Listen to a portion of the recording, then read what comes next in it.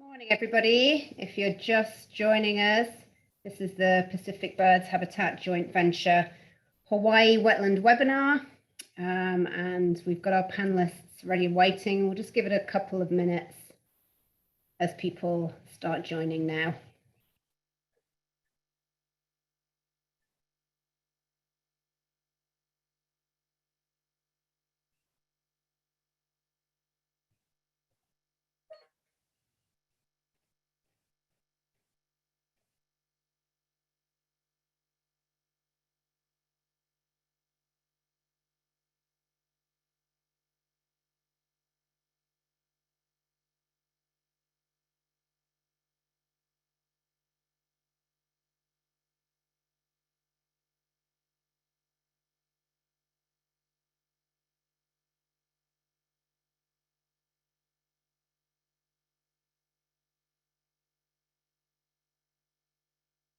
Morning, everybody. If you've just joined, we're just waiting for people to get online. We've still got some people joining us. We'll be getting going in a couple of seconds.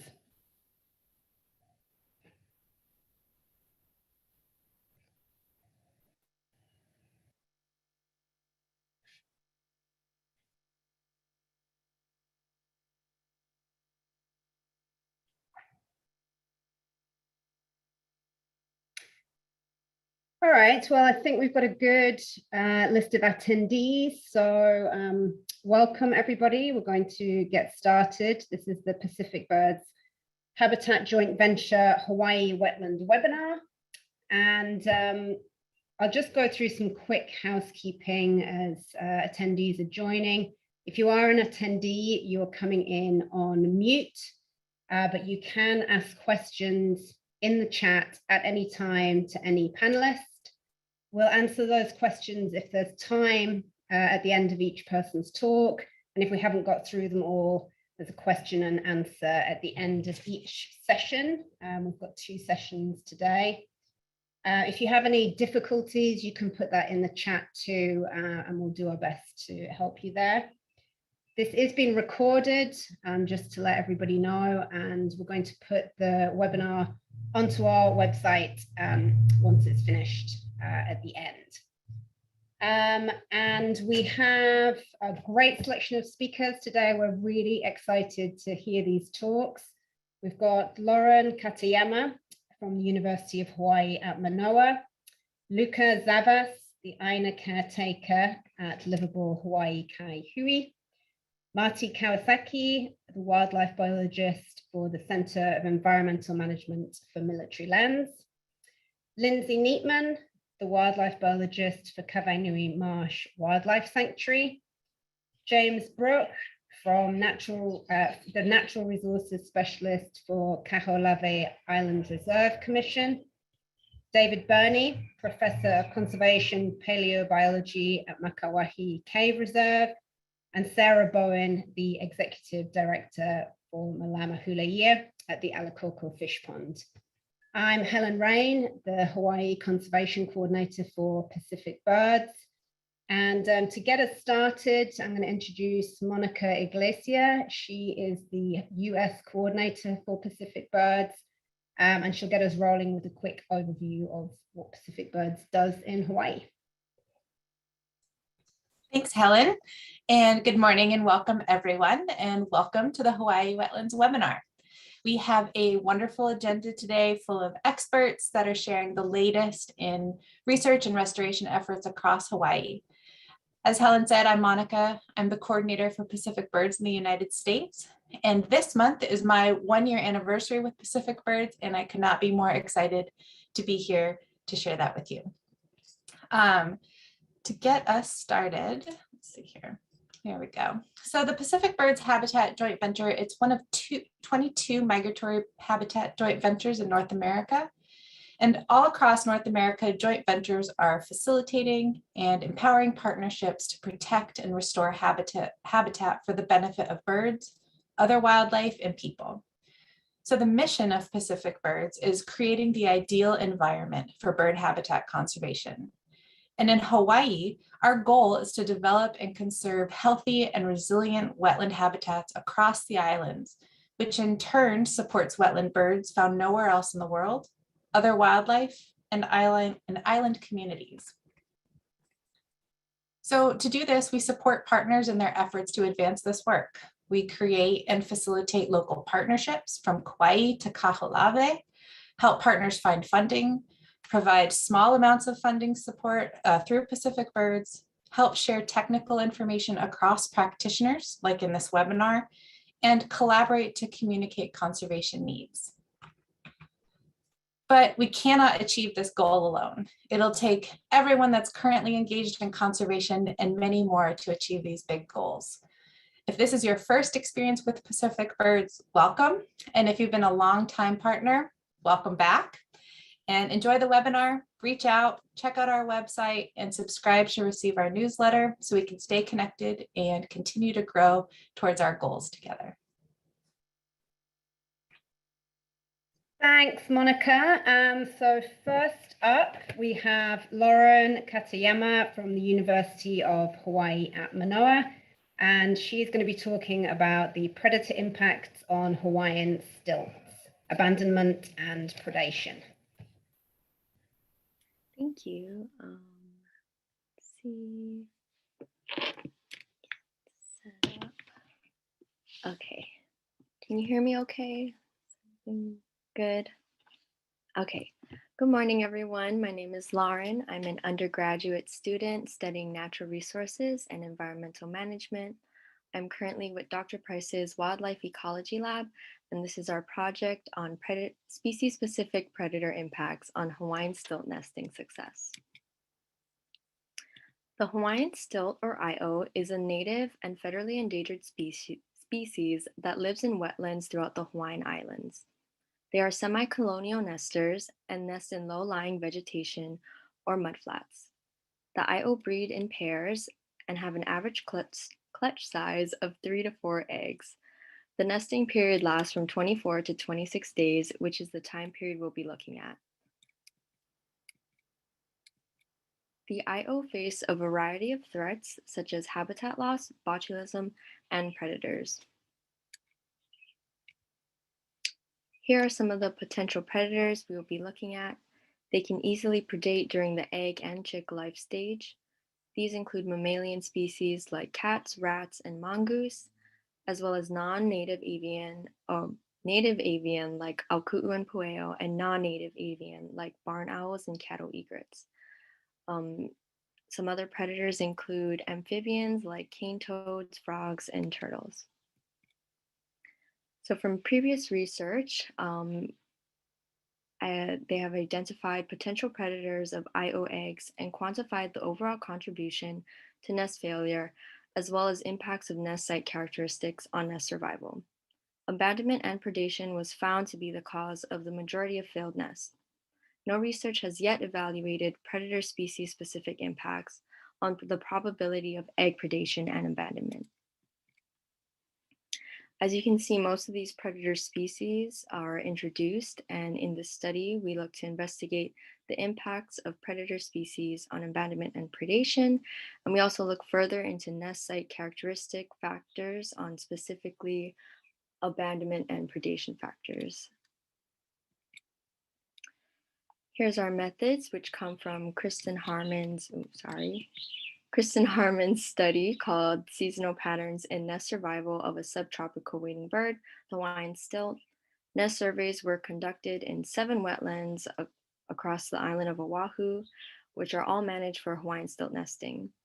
In this project, we used data from surveys that were conducted during the nesting season from February through August in 2018 and 2019. We ended up excluding Heiʻia because they had a predator-proof fence built, and they also were a very small site, so we ended up just excluding the data for that. So with our camera data, we used to determine predator visits to the nest. We used Bushnell no-glow cameras that were set up as a subset of active nests totaling to 131 cameras out of 231 nests. Here you can see the camera set up on a post, angled down here. and the cameras are motion activated and will take 2 photos per trigger with a 5-second delay. So 2 photos within 1 second of each other was considered as one detection for our count data. This was done by binning photos containing predators using the program View and Razor Synapse keybinds to easily bin the photos. And only predators near the nest were binned, so we define that as a 1 meter diameter across the nest. Here are some examples of what the camera's photos look like. This is a shot during the day. All photos have the time, the date, and the temperature. And this is a photo at night, and you can see it may be difficult to distinguish what predator is nearby, but you can see the cane toad or something right there. Nests were determined as successful if at least 1 egg hatched or failed if no eggs hatched. Camera data was used to determine the cause of nest failures, such as abandonment, predation, or flooding. So for the spatial parameters or the nest site characteristics,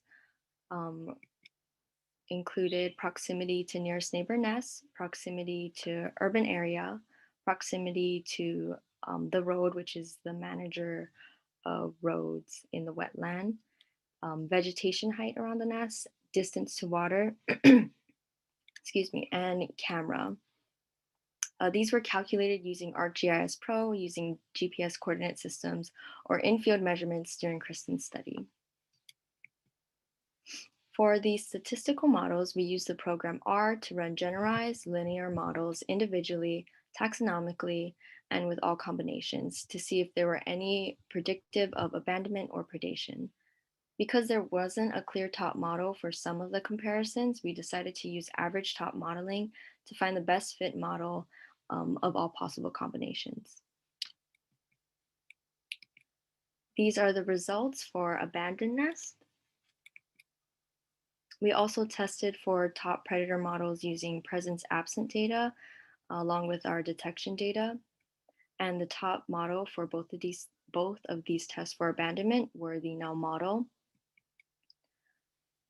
The top model for the nest site characteristics included proximity to nearest nest, camera, distance to water, and proximity to urban. Proximity to nearest nest had a significant value of 0.07, and you can see that there's a slight negative correlation here. The results for predated nests. We also tested for the location of site if there were any significant differences, and there was for predation on nest, but because the sample sizes among sites were so different, we ended up running it as a combined data set.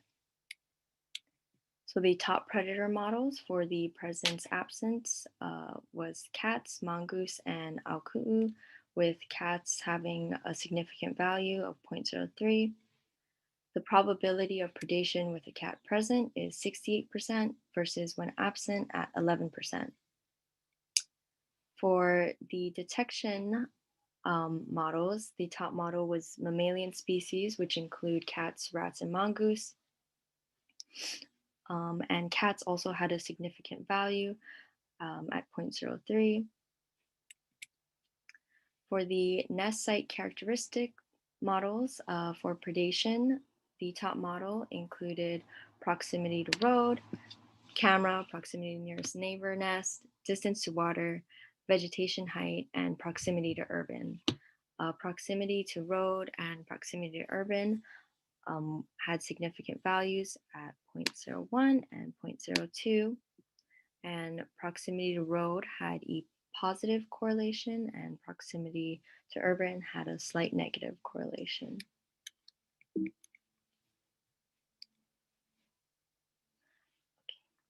So predators did not have an impact on the abandonment of nests. The closer active nests are to each other, the more likely abandonment is. We think this is probably because of stress or interest-specific competition. the presence of cats, mongoose, and auku'u have the most impact on predating nests, with cats having the greatest impact. And the number of detections from mammalian predators were the most predictive of nest predation. As you can see, mammals have a big impact on predation, and this makes sense as they are introduced predators. We also found that nests closer to the road are less likely to be predated. This is not expected, but it could, I'm sorry, the plane, if you can hear. This is not expected, but it could be because closer to the road, the manager road, there is more activity or management, like trapping around the edges, and further testing can be done to investigate this. This also shows that predators don't necessarily need pathways or entryways to access the wetland and can predate from anywhere. Sorry. I don't know why it didn't show up, but also we found that nests closer to urban areas are more likely to be predated. And this also makes sense because introduced mammals are more abundant in urban areas. Thank you for all the support on this project. I couldn't have done it without all of these people. And thank you for listening. Thanks, Lauren. That was great. Really interesting results there, and some surprising ones actually as well. Monica, you've been looking at the chat. Do we have any questions, or would anyone like to put questions in the chat now?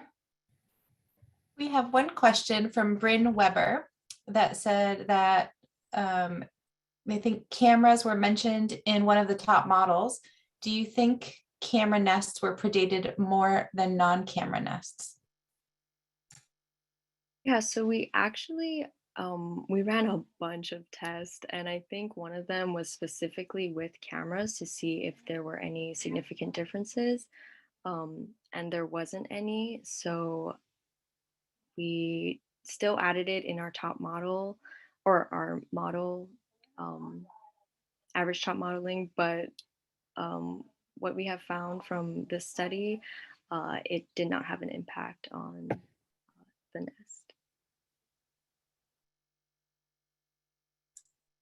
All right, and that was our only question here. We got a thank you also from Bryn. Thank you. Thanks again, Lauren. So next up we have Luca Zava.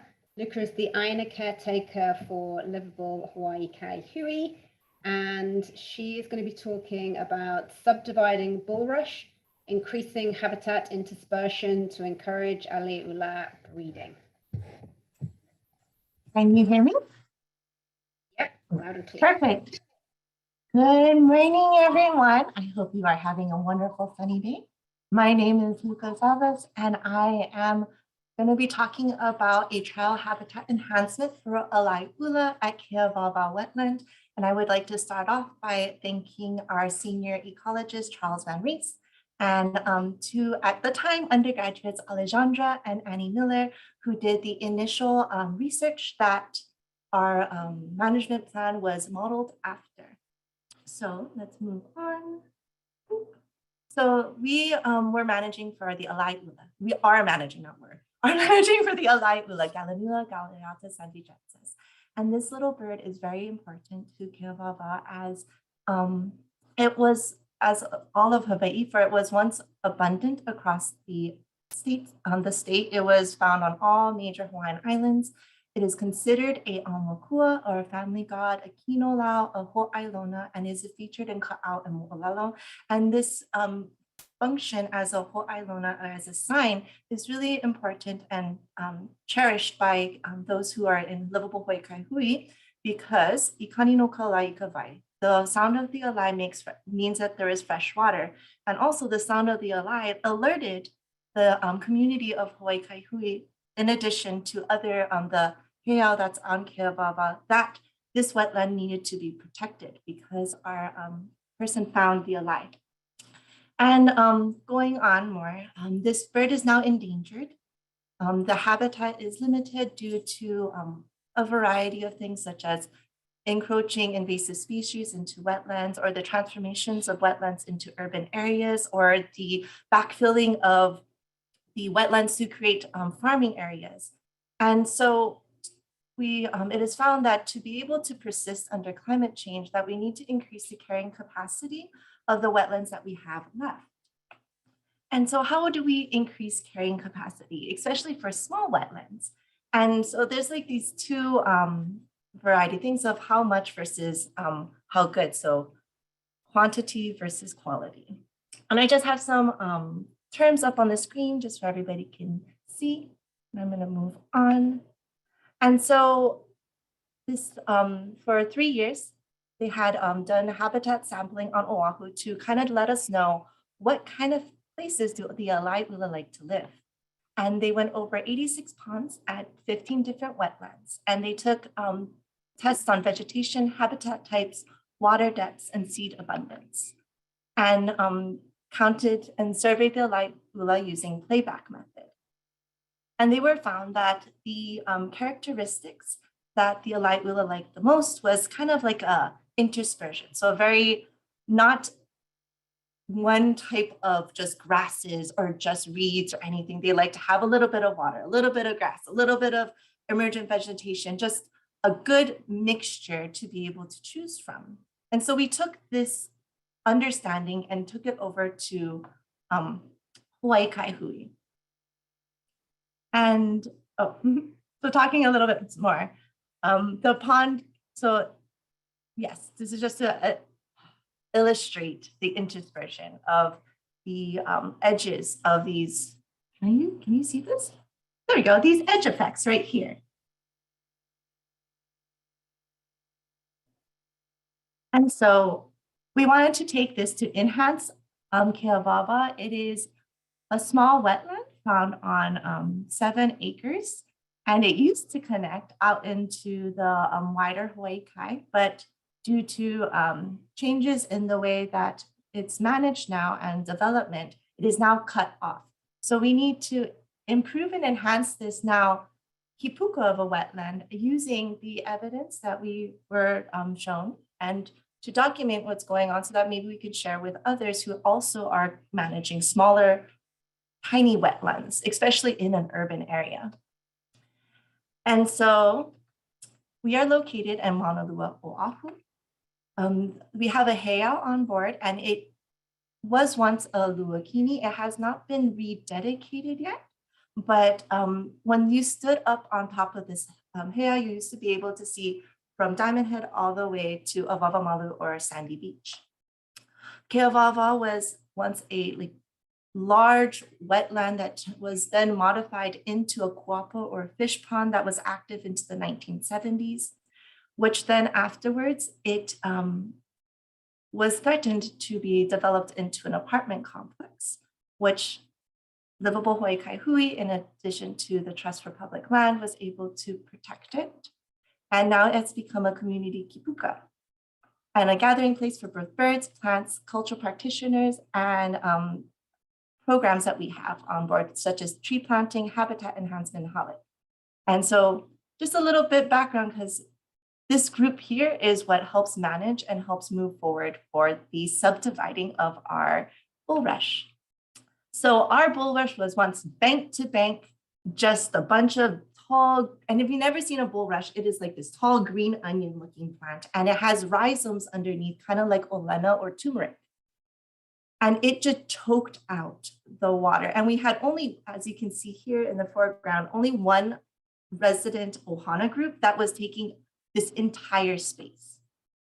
So we used some contractors to go through and subdivide. So to create moats in between these bulrush islands to create distinct habitats or distinct areas that the Alaiʻula could colonize or move into, like their own little apartments. And we opened through removing of non-native bulrush, and we found a ton of tennis balls being in an urban area. And over 2,000 were removed. And we conducted water quality monitoring for prior to bulrush removal and after bulrush removal. We're still waiting for our after removal update. And we have a monthly Alaiʻula census just to see how it's going on with all the changes that we've done, including Keiki Watch when we have little Alaiʻula chicks. And for our preliminary results, like immediately after we subdivided, we had simultaneous nesting of 2 pairs. One down at the Keawava side and one on the Oahu Club side. And right after the Keawava chicks become like juvenile size, they're starting to turn gray, their legs are really long, they're starting to have their frontal shields come in, the parents nested again. So we had 3 successful nests right in that like year period after we did the removals of the bulrush. We had 6 to 7 chicks fledged. They aren't banded, so it's a little difficult to tell.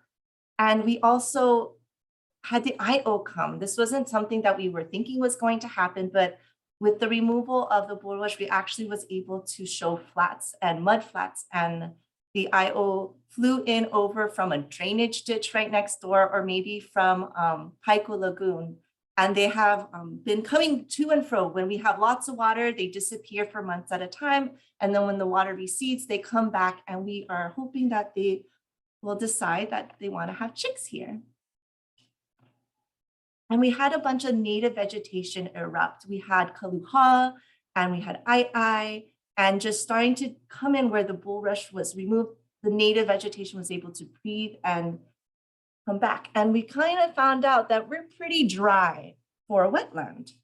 And this was a difficult thing for us. For down where the water is, oh, here is an example of the subdivision. But down here where the water is wet and everything grows really well, but our restoration area up here on the bank and up into the hillside, there's no water. And so we were trying to plant out native plants, but we don't have running water on site. So we have to borrow water from our gracious neighbors, the Oahu Club, or up the nursery that we have. And so we were finding that because we couldn't maintain the plants that we were putting back and trying to restore, we thought, okay, what can we put? Because if we don't put something down, the grasses are going to come back and we won't be able to see the edges and do monitoring. So we went with healy grass. Healy grass is good for holding the soil, the topsoil. It proliferated really well on our areas. And we are finding that it just is starting to compete with the other grasses and keeping the areas that we've managed and been able to reduce well. And going through, it's been helping out with making sure that we can see our managed areas and spending less time on this bank and being able to maintain these waterways that we have and these edges that we have for the Alaiʻula. And so future directions that we have are collaboration with other sites. We want to talk with others like Kawainui, Hamakua Marsh, and everybody, and those even Lo'i Kalo. In the front area, we are hoping to put in some kalo for the birds. To just, as we've been noticing, the bulrush is starting to kind of die out a little bit. And so we wanted to put some kalo to bring in some of more culture and have the Alaiʻula. But because the water goes up and down, we've never been able to see the water before. So this past year, we were able to actually monitor the water, which was a great thing with the subdivision too.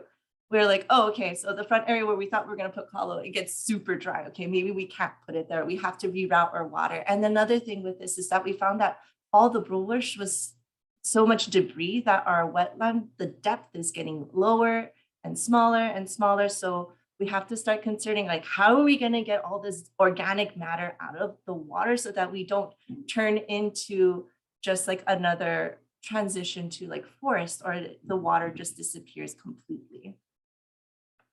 And just extend a mahalo to everybody who has helped us and supported us throughout the years. And I wanted to open up and save some time for questions.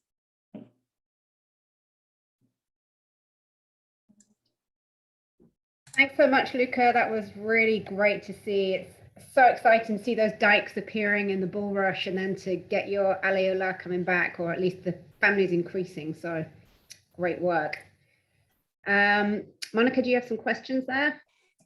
Yes, we've got some questions. Let's see here.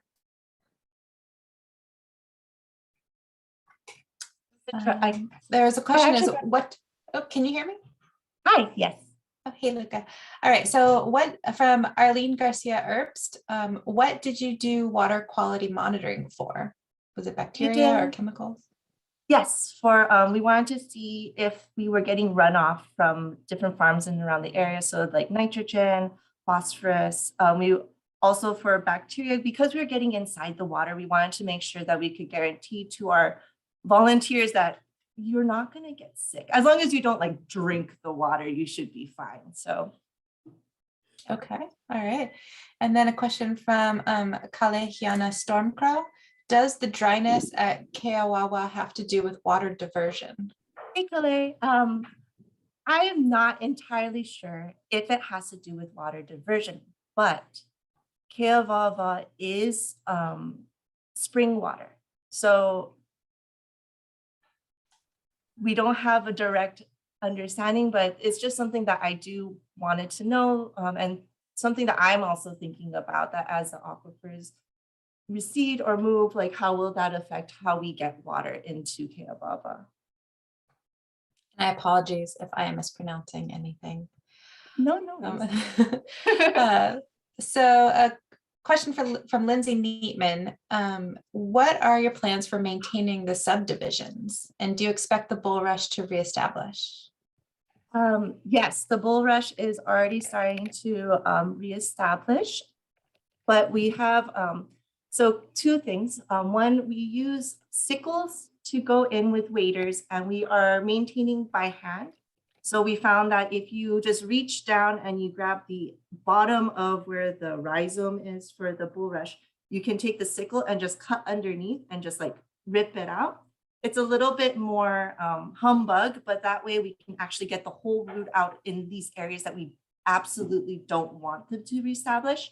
But in areas that we're just trying to like maintain the edge and we don't want to remove too much soil or too much, especially where we have our flats, we found that if you just maintain walking over and disturbing the bulrush, they won't come back. So if you ever come to Keawawa, you'll see these lines through our bulrush subdivision where Chaminade's been doing their water quality testing, and just them walking back and forth to their test sites has increased like extra subdivisions. So it's been really interesting. Nice. Okay. I think we've got quite a few questions here, so I think maybe we have enough time for one or two more. Okay. But a couple questions related to the organic matter of the bulrush. So from Judy, I'm going to put these two together. So from Judy Drexler, she asked, is there any opportunity to try to remove bulrush and recolonize with native vegetation? Or is that too dangerous for the birds? And that could help solve the accumulation problem. And I'm just going to pair that with the second question from Andrea Wagner, which is, can the organic matter be used on the dry land? So questions about the bulrush. Yeah, the bulrush, it doesn't, Keawawa, yes, the organic matter could be reused on land, especially if we were able to make a mulch pile. The unfortunate is that on Keawawa, we are a very small area. And so and there's not anybody on site all the time. So we don't have the capability to manage a mulching area. So unfortunately, we can't use it at the moment, but we would love if anybody has any like big space and they are doing mulch and they need green waste, got green waste. For the bulrush, we don't want to remove it too quickly. Bulrush actually does do filtering, so it is beneficial. It does filter out, and our birds actually don't really care too much that it's not native. Don't tell them, they don't know. But we are just slowly working our way and removing and planting back. We're planting back the kalo, and we are going to start moving and planting. We're making islands and planting in some Ahuava. So we are giving them some options that are more native, but we don't want to like you said, remove everything and then have them completely exposed to some predators such as cats and rats and mongoose. And then I just saw this one about like where the birds are going, and we believe that they're using like drainage dishes. I really would love to be able to put little backpacks on them. I know that they have radio transmitter backpacks to be able to understand, like, are birds going to Paiko Lagoon? Are they going somewhere else, or are we turning into a sink, which I would hate to have. But those are just further questions that we have and would like to know. And then for the IO, I believe that they're just flying from like the drainage ditch next door to the Paiko Lagoon and coming back. They also seem to be coming from over where Kohelepe, not Diamond Head. Maybe that's Diamond Head, not Diamond Head. Cocoa Head, where Cocoa Head is, over off near the golf course. Great, thanks, Luca. There are definitely more questions, but I'm just going to move us along and hand it back over to Helen to introduce the next speaker. Let me. Yeah, we have a bit more time at the end. Yeah. So we'll circle back around to those remaining questions, Luca, but thanks again. Next up, we have Marty Kawasaki. She is the wildlife biologist for the Center of Environmental Management for Military Lands, and she's going to be talking about Hawaiian waterbird movements and habitat use across a developed landscape. Well, good morning, everybody. So while I do work for the Center for Environmental Management of Military Lands, this is actually work that I did previously for my graduate work at Hilo, and also in partnership with USGS and NAFAC Hawaii. So just a little caveat to that. This is not through the Center of Environmental Management and Military Lands. This is previous work that was being conducted. So waterbirds are often reliant on wetland habitats, which vary temporally in suitability, depending on hydrological cycles, land use, and waterbirds, have to kind of track habitat availability for these resource distributions. And so often they use multiple wetlands, requiring waterbirds to move between wetlands depending on the proximity and the quality of the wetland, kind of within a geographical area. And so often these geographical proximal wetlands are managed as units or as wetland complexes. And, with the understanding that individual wetlands do not contain all the resources of these waterbirds need. And so connectivity between wetlands can be impacted by a whole lot of factors, freshwater stepping stones, the geology, of an area, and human development. So, a lot of our wetlands in Hawaii are not just places waterbirds want to live, they're also places people want to live. So a lot of our wetlands have been developed and so our waterbirds are having to find ways around human development.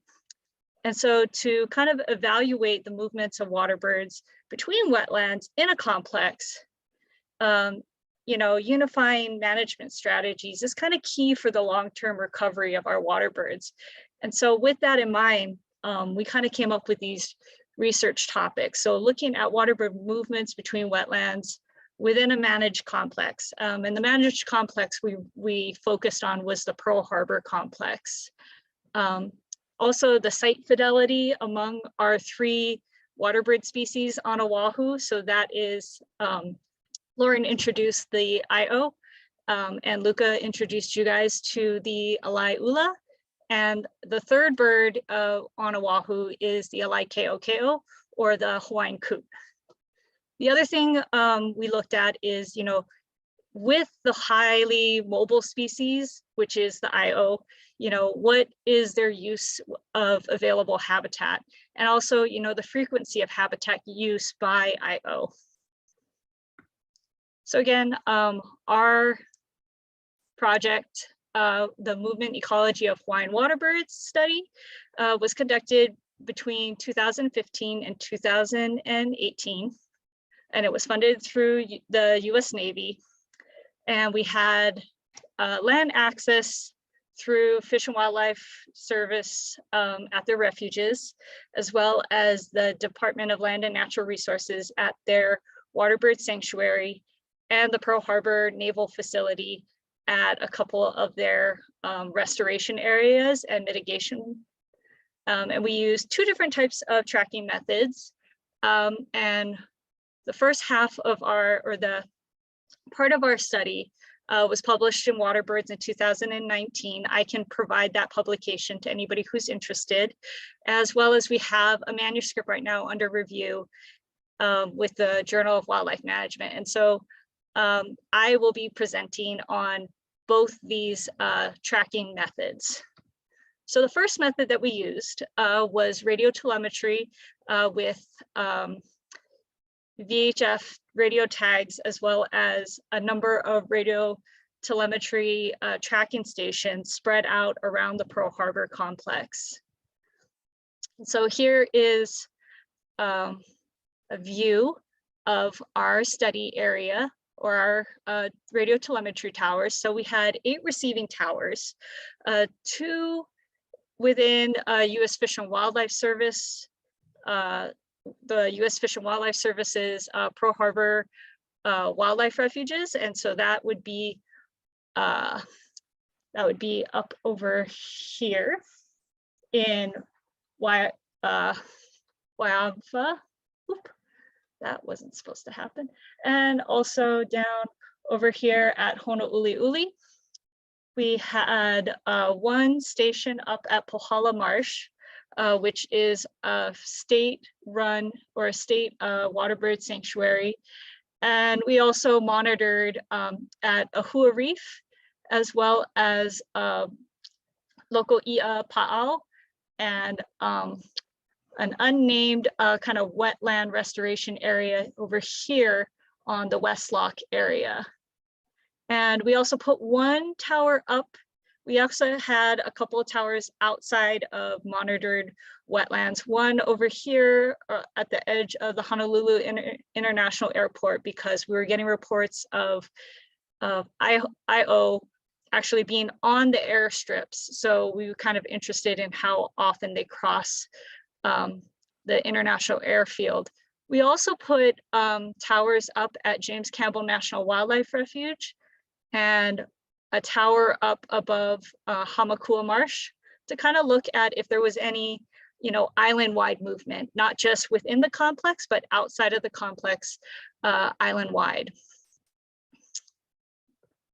And so here's the big take-home message from the movements within and between wetlands. So, the circular plot has Alaiʻula on the far left of your screen, Alaikeʻokeʻo in the middle, and then the IO. So for everybody who is not native speaker to Hawaiian, that is the Hawaiian gallinule, the Hawaiian coot, and the Hawaiian stilt.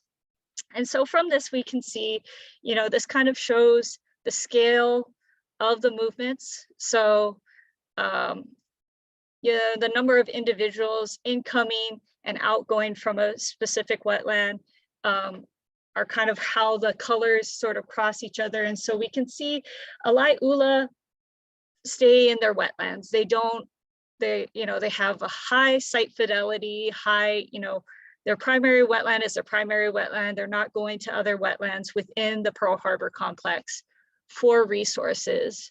The Alaikeʻokeʻo, on the other hand, does have some movement. We can see there's some movement from Pohala Marsh, the state waterbird sanctuary, over to Waiava, the federal wildlife refuge.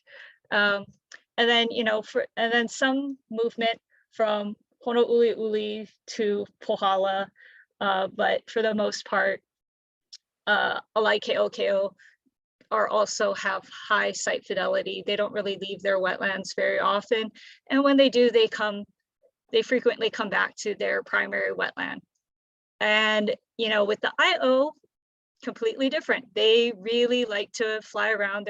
They're always looking for resources, and they have high mobility between wetlands and also a lot of moving around. So with that, we kind of moved on to looking a little bit more specifically at IO movements. And for those, we used solar satellite tags. And so those are low-tech pinpoint tags, and to characterize the habitat types they were using, we created some habitat classifications, 4 classifications specifically. And so we looked at wetlands. So primarily wetlands, high water sources, very traditional wetlands. And then we also looked at sports fields, soccer fields, golf courses, basically, baseball diamonds, where we were seeing IO. And then we also kind of looked at undeveloped fields. So, an area that might be cleared for development, but hasn't been developed yet, these kind of vacant lots as well. And then also urbanized areas, developed areas, such as parks or within neighborhoods. And from that, we kind of were able to look at, IO actually do use a very high, lots of variety within their habitats, but they primarily do like to be in wetland type habitats. So wetlands are important to IO, but also these other habitat types are used by IO. So they're kind of adapting a little bit better to urban environments than say Alaiʻula or Alaikeʻokeo, mainly because they can actually move into the areas and they're actually a little bit better at it. The other thing we kind of were interested in is the frequency of habitat use throughout the day. And so you can kind of see, this is 4 o'clock hour all the way up to 15, 17, 18, 8 o'clock in the evening or 10 o'clock in the evening. So again, lots of wetland habitat use, but also they are moving into some developed areas as well as in sports fields and undeveloped areas, during these dawn and dusk times of the day. So kind of to sum it up, we definitely saw different habitat movements and wetland connectivity. So, it's kind of suggesting that, there's a divergence in resource needs, available habitat, and the dispersal of each species. So again, Alaiʻula had, a high site fidelity to wetlands. And we didn't see any movement. And this kind of correlates to some genetic work that was done with the Alaiʻula, that, these Alaiʻula can move between areas, but they do need kind of a freshwater source. They are freshwater specialists. So to kind of create more connectivity, probably for Alaiʻula, you may want to, have some stream flows that maybe move from one freshwater habitat to the next as like a stepping stone. Again, Alaikeʻokeo also had high site fidelity, but we did see some limited movements between areas, hinting that, these birds can move. They're probably gathering resources, but they are moving back to their natal wetlands as well. And again, most of, and then Hawaiian stilts, IO, had a high degree of movement between wetlands, but still had a primary wetland that they would return to. And So again, a lot of the wetlands that we looked at were managed by government agencies. But again, with that IO study, we did see a lot of water birds outside of managed areas by the state and by the federal government.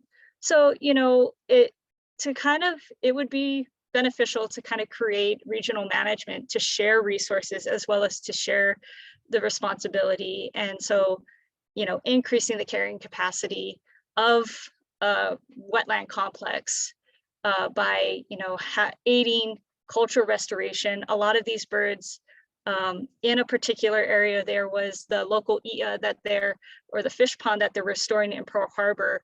And as they were clearing out the mangroves from that area and rebuilding the rock wall and dredging and creating these habitats, we did have a couple of water birds move in there on their own. They were not part of our study, unfortunately. We didn't get bans on them, or transmitters on them, but there was a lot of observations from people doing the restoration work of birds coming in. So if you build it, if you restore it, they will come, is a big message. And so with the solar satellite, you know, we did see movements outside of wetland habitats. They use a variety of novel habitats outside of wetlands. And so, you know, increasing the interaction with communities to kind of connect people of the community to the water birds and to wetland management is a huge thing that these two research projects have kind of shined a light on. So again, I really appreciate a lot of the field assistance that I got from volunteers throughout the 4 or 5 years that we did this study. And if you guys have any questions for me, I will take them now. Thanks, Marty. That was really great. I often see stilts on the field next to our Safeway in Lahui, which never seems like the most ideal location for them. So your idea of kind of combining the cultural areas that might have big grassy fields with wetlands, that's a great idea. Yeah. Sorry, go ahead. Oh, no, yeah, like we also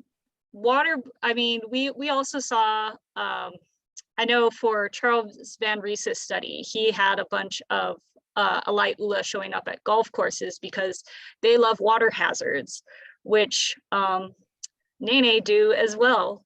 I have discovered moving over here to the Big Island, we do have a lot of Nene that love golf courses, and it's because it is a novel wetland habitat. They see water, they see grass, they're like, it's a wetland, and they don't understand. Thanks, Marty. We do have some questions.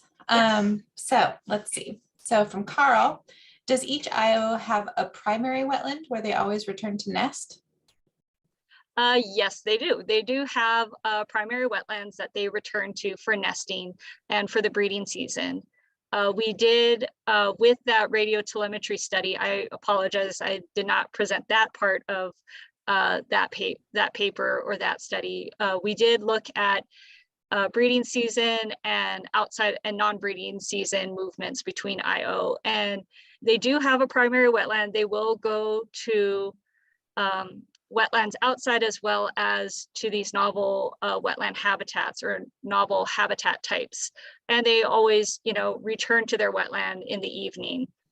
But they are yes, so the answer is yes. Thanks. All right, let's see. From Craig, based on daily movements, what is optimal time of day to survey presence of IO in wetland habitats? So optimal time to look for IO in a wetland habitat is probably about, I want to say maybe 10 o'clock, 11 o'clock in the morning. Usually that's when we saw the highest occupancy of IO within a wetland.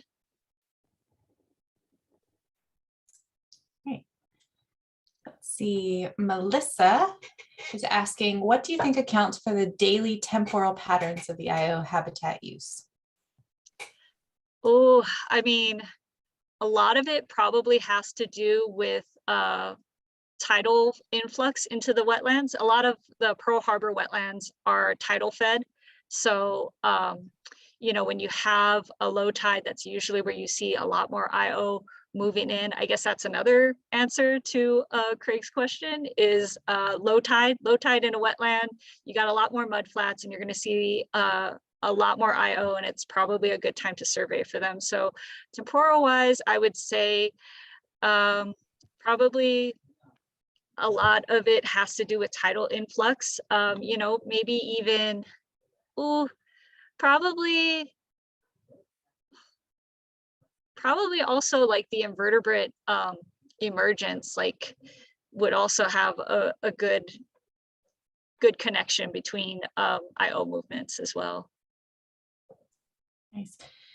We have at least 2 enthusiastic support for regional management. So just wanted to share that. And Robin said you're inspiring ideas that might apply to the management of fragmented privately owned wetlands on Maui. So just wanted to share that positive. No, definitely. And let's see, there's one more question here, and then I don't know if we want to open it up to any questions for any of the other speakers. So if you have those, feel free to put them in. But how much did it cost to put up the telemetry towers? Because they're a very useful research tool, and this is from Volker. Okay.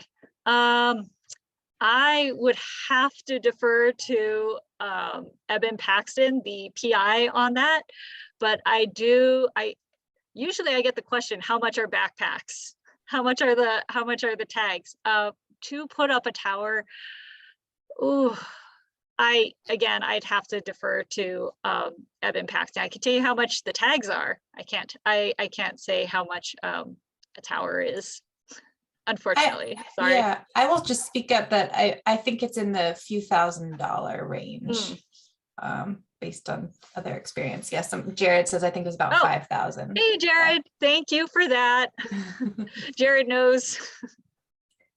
Yeah, fantastic. And did you use Modus towers? No, I don't believe we did. Yeah, they were this. Okay. So that was from Adonia. All right. Let's see. Any other questions for Marty or for Luca? I think Lauren had to step away. I may have missed some questions. A lot of engagement from the attendees, which is really fantastic.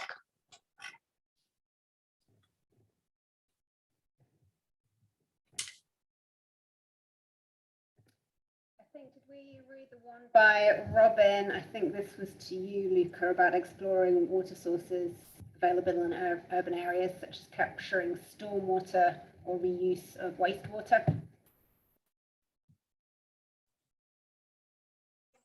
So we did put up a container on one of those big white tubs up on the hillside, but we seem to be in this like really interesting effect where the rain will come down the mountainside and we can see it, or it comes around the coastline and we can see it. But only if it's like a stormy day will it actually like pour down on Keababa to fill our tub.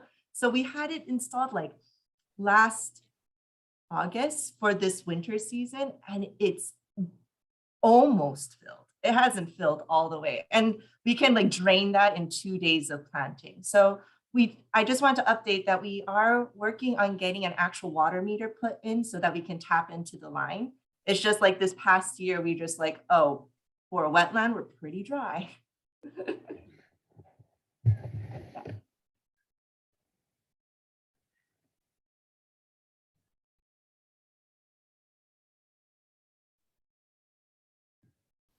We had a question as well, I think this was to you, Luca, from Jared about carrying capacity. Apologies if I'm repeating anything we said before, but I think this was a new one. Do you have any idea where the extra birds are going? Yeah, I think we can hit up to, with the way that we are just subdividing, I think we were saying that we should be going up to 23 to 25 birds in total. So we're not there yet. We're like at 10 to 15. But I do hope that we do have a lot of water near us. We are next to the marina. Unfortunately, it's salt water. So we're thinking that if our birds do move, they would be moving to the drainage ditch, and then hopefully hopping down that to go to, you can't see my arm, but go to Paiko Lagoon and then move out that way. We do know that one of our birds somehow made it all the way to Kaialepulu, which is in Kailua, and then came back.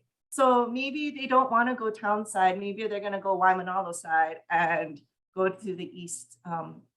But as of now, we don't really know where our birds are going. So if Marty has any extra backpacks and towers, I'd like to borrow.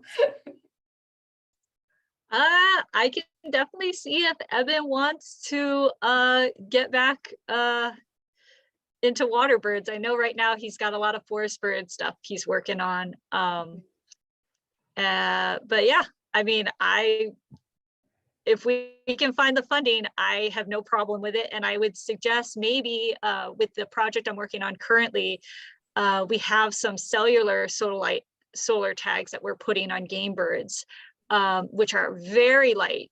And a pheasant and a chucker partridge is not that much bigger than an alaiula. So and they're actually really cool tags. Like basically you can put them on the bird. It's a cellular link, so as long as you have good cell service, once a day it'll download all the movements for that bird.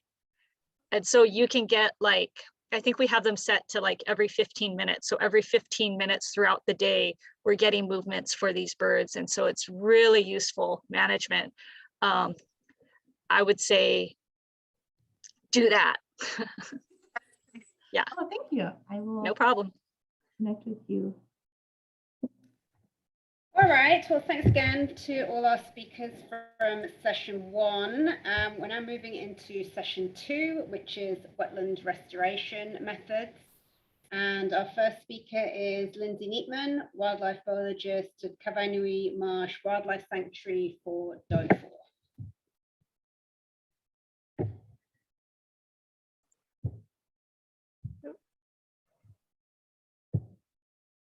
Lindsay, can you hear us? Yeah, I'm getting everything all shared. Can you see my screen? Not yet. Right, looking good now. Okay. There we go. Thanks for that introduction, Helen, and hope you all had a great World Wetlands Day yesterday. At DOFA on Oahu, our primary goal, at least in the wetland section, is to manage habitat for the 3 endangered water birds, Io, alaiula, and alaikeokeo. And we do a lot of that using a Marsh Master. So a Marsh Master is an amphibious vehicle designed to carry people for wetland reconnaissance or to operate a number of attachments for wetland habitat management. Up front, there's an open cab for the operator and 1 passenger. There's a 74 horsepower diesel engine that's capable of transporting the machine at a max speed of 8 miles per hour. There's a cargo bay for extra passengers, gear. We put our herbicide spray rig back there for aquatic herbicide application. There's hydraulic lines which drive those attachments which are hydraulically driven. There's a 3-point hitch system on the back of the machine where a number of attachments attach. And I'll be going through each of those attachments in more detail and how we use them later on. There's a deck for access to the cargo bay, viewing from a higher viewpoint, etc. There's aluminum floats on each side which prevent the machine from sinking. And then there's tracks which propel the machine forward. There's also a winch which can be used for self-rescue and towing whatever needs to be towed. So here's a Marsh Master in its natural habitat. This is traversing the center of Kawainui Marsh on Oahu. And here it's transiting across a series of small potholes, floating vegetation, and some solid ground. And this is kind of it at its best in a natural wetland environment where other machinery has a difficult time accessing. Whoops.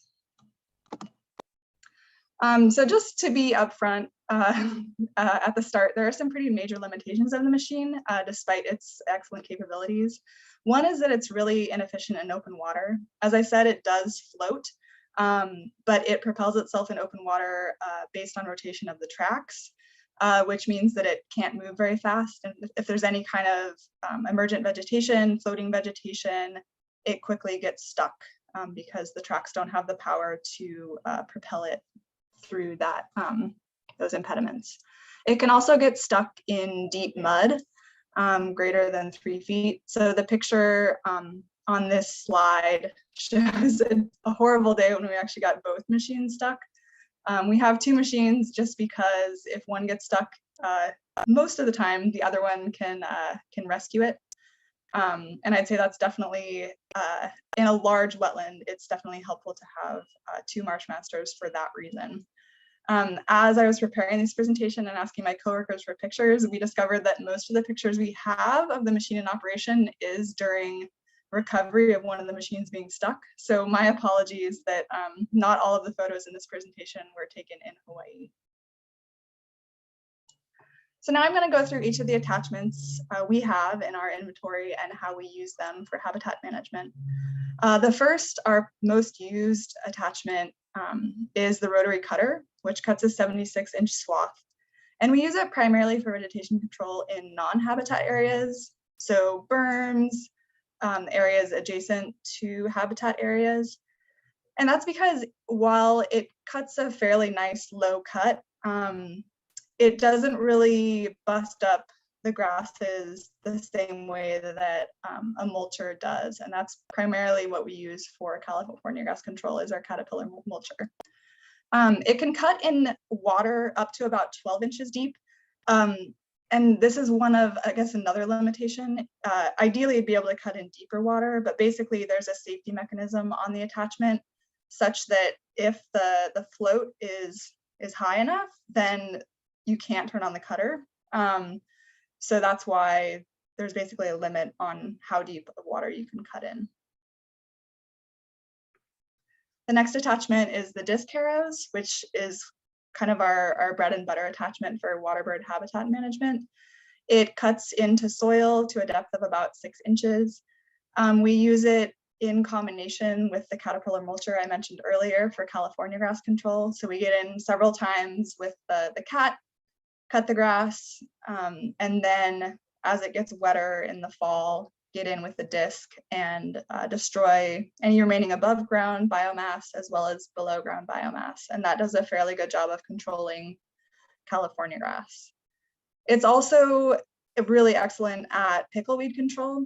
So my colleague Erin Works uses this to manage pickleweed at Hamakua and Pohala to create mudflat habitat for breeding Hawaiian stilts. So at Hamakua, he gets in about 3 days per year in the fall, between October and December, and discs about half of the wetland. So creating some stilt habitat, but also maintaining some intact pickleweed for breeding gallinules and coots. And then at Pohala, he only has to get in about once per year to manage the pickleweed there. I will say that the disc is fairly problematic in areas where you're trying to manage species that can reproduce by fragmentation. So such as hono grass, which basically there the disc just chops it up into little pieces, which then each little piece is able to reestablish. And you end up making the infestation worse.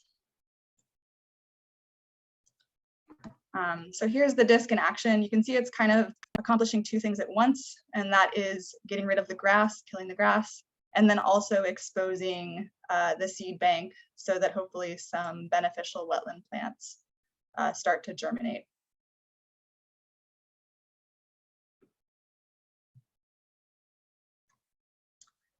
The next attachment is the roller chopper attachment, which is an 8-foot long drum that has these spikes or paddles on it designed to kind of chop up the ground. So it's ideal for flattening and uprooting emergent vegetation. The drum can also be filled with water to increase the weight and drive it down into the water and the mud with more force. It's not great at controlling California grass. It kind of just uproots it, and then the uprooted pieces can just reestablish.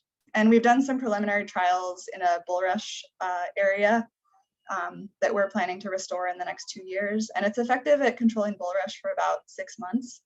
And then we're going to have to figure out a method, whether it's just repeated roller chopping or using some other attachments and herbicide to control bulrush. But during Luca's presentation, I was thinking like, oh, this is actually, I know on the mainland, like Louisiana, they use the roller chopper a lot to create lanes and habitat interspersion, kind of like Luca's group was doing over in Hawaii.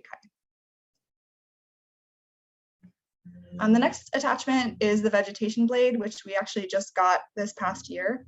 It's designed for mounting on the front of the Marshmaster. So if you were to buy a new Marshmaster today, you'd have the option of putting a 3-point hitch attachment on the front, and then you could put your blade on the front and use it like a dozer.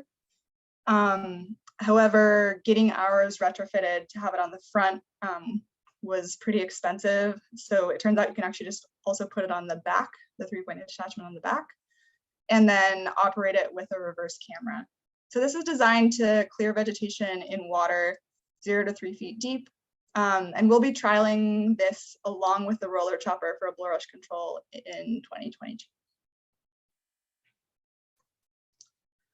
We also have a backhoe attachment, which is used for small scale digging and vegetation removal options. It's not terribly efficient, so we do tend to rent a Mini X if we need to do any major digging. The max digging depth is 5.5 feet. And due to the small bucket and the lack of the hydraulic thumb on the bucket, it's not that efficient at digging large amounts of dirt. We did use it very successfully for scraping the shoreline of a natural pond, which you can see in the bottom right corner of the slide. The right half of the screen has been scraped and the left half hasn't. We did this with support from Pacific Birds, a partnership grant last year. And then the cleared area was subsequently outplanted and has been maintained with volunteer labor for the past 1.5 years. And then, as I mentioned earlier, there's also a winch on the front of the Marshmaster, which we use frequently to remove small mangrove in areas that would be hard to access with a truck or a chainsaw. We also use it to repair our fence around the excavated ponds at Kauai after flood damage. So the fence comes down after a flood, trucks still can't get in because they get stuck, but the Marshmaster can come and we can use that to assist us in our fence repairs to prevent encroachment of pigs and dogs. And then we frequently also use it for recovery of non-amphibious equipment and trucks as they get stuck. And then finally, we've been using the Marshmaster kind of alongside volunteer labor and to remove water hyacinth. So we have a pond that's about 1.5 acres in size, and we have volunteers in the water loading the water hyacinth into boats. And then the Marshmasters haul the boats out onto dry land where the hyacinth can dewater before it's transported off site. And this seems to be like a pretty efficient method of controlling water hyacinth in small areas. And using containment booms, we're able to kind of suction off the water hyacinth, remove one area, and then move on until we're done with the pond. So in conclusion, a Marshmaster is a great tool for management of natural wetlands. And so what I mean by that is wetlands where you don't have control over the water. So if you can drain water and get in terrestrial equipment, obviously the Marshmaster has a lot less value. It really shines in pickleweed control. Just a few days per year, my colleague Erin's able to control pickleweed very effectively at Hamakua and Pohala.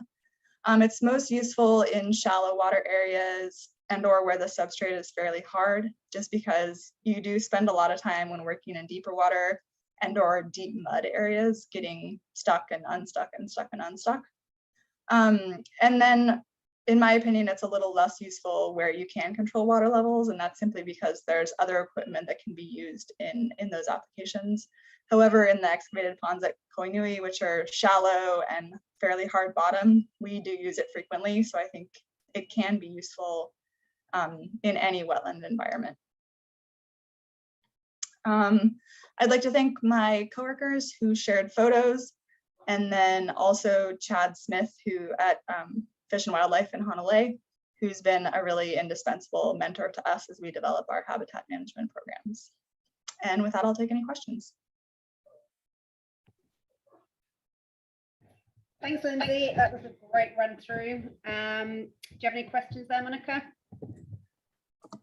No, we don't have any questions except for, oh, here comes one. Let's see. So we did get a comment that this was very cool from Joe, and that reminds them of Marine Corps Base Hawaii using amphibious tanks to improve habitat. We have a question from Jonathan. Any firefighting or prescribed fire loadouts for your marsh masters? It's interesting. They do talk about its application for fighting wildlife fire on the mainland, like particularly deep South Louisiana, et cetera. And we haven't had any need to. We also can't really use prescribed burning at our locations because they're fairly urban, and there'd be a fairly large public outcry. But I think there is the potential application there. You can load a big tank into the cargo bay, a water tank, or even just equip it with a pump and pump water from the wetland into the tank, or something like that. So there's definitely some opportunities there. Great question. I have a question from Jared. Is there a plan to restore larger areas of Kawineʻi? Yeah, we're working on it. Staffing is always an issue. I've been pretty aggressive about going after some federal grants. So we got a small NACA in 2020, thanks to Helen for the help on that, and Pacific Birds in general. So yeah, we're planning to restore a 12 or 13 acre parcel of bulrush that's kind of at the corner of Kailua Road and Hamakua Drive. Personally, I'm trying to prioritize areas that have water year round. So there's also some larger areas I'd like to potentially pursue, like a coastal wetlands grant or something like that, and start to get water hyacinth out of the center. So that Pacific Birds project I talked about last year was kind of a trial run for that. How do we get water hyacinth out? Can we maintain it out of those areas? And so far the answer is yes. So I think that's really encouraging. And I'd like to start working on that, expanding out to the center. I think controlling the areas that are just dominated with California grass is tricky. I think repeated mowing has some potential to be helpful. But it's tricky. I think, yeah, so focusing on those areas that could be open water, those are my goals in the coming years. All right, and we have one other question from Nick, which is, what permits are necessary to use machinery like this in a wetland in Hawaii? And are there any how-to guides for permitting? So we got an EPA grant this past year. I haven't been too involved in the project. The goal is to kind of develop a guide to streamline, like, what do you need to do for, you want to do this thing, what permits do you need? So that hopefully in the next few years will be out. If you're using federal funding, there's probably people in the seminar that can answer this question better than I can. If you're using federal funding, you need, Endangered Species Act clearance, Section 7 clearance, NEPA if you're doing any ground disturbing activities. We're covered under our existing permits, but that's a great question. If you were to buy one and just go out and use it, you would need to pursue some permits. So with shipping to, I just saw the question, if that's yeah, no worries, jump on it. It's in the neighborhood of 200,000, including shipping to Hawaii. And then I believe that includes at least one attachment. The attachments run anywhere from $5,000. I think the cutter is a little more expensive than that. But the veg blade we just got this past year was with shipping was about $7,000. So. Okay, I think we might be a little over. I'm going to ask this one more question. So what are the most beneficial native wetland plants for endangered water birds? That's a question from Craig.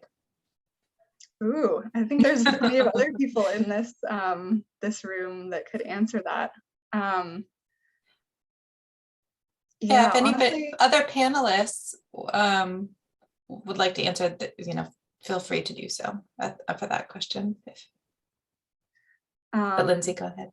Yeah, I would say I try to use what I have and not fight it too much. So as Luca was saying in her presentation, bulrush isn't bad if it can be managed, and those edges can be maintained. I really like Kaluha, and I'm hoping we can start to, in that bulrush area I'm talking about, start to replace bulrush with Kaluha, just because it's more manageable. And the native birds use it for nesting. In the excavated ponds at Koinui, we actually, some of the non-natives actually are really not too bad. Solidwigia octavalvis is frequently used for nesting, millet or barnyard grass. So those are two that I'm not, even though they're not native, I'm not going to fight, because they don't take over and they provide good habitat. Just to say that Adonia, who's an attendee at the moment, I know she is working on a technical guide with all that kind of information in, which I think she's shooting for the end of the year for that. So that's going to be really useful. We're looking forward to it. We will have to move on. We've got Jamie Brooke next from the Kaho'olawe Island Reserve Commission, and Jamie's going to be talking about the use of biochar in wetland restoration on Kaho'olawe.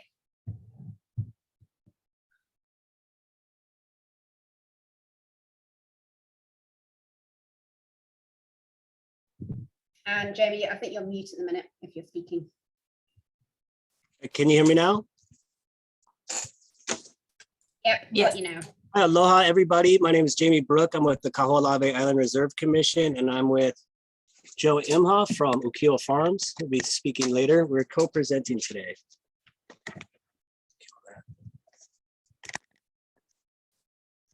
Okay, so first I would just like to go over a little bit of history before we get into our project. So Kaho'olawe is located approximately 7 miles east of South Maui and is in the rain shadow of Haleakala. It is a very arid island with only 10 to 20 inches of annual precipitation. Kaho'olawe was first believed to be inhabited by the Hawaiians as early as the 1100s. In 1793, goats were introduced originally as a gift to Maui's chief Kahekili. After European contact, the island served as a penal colony and many years as a sheep and cattle ranch. After the bombing of Pearl Harbor in 1941, martial law was declared, with the US Navy taking control of Kaho'olawe. The island was then turned into a military training ground.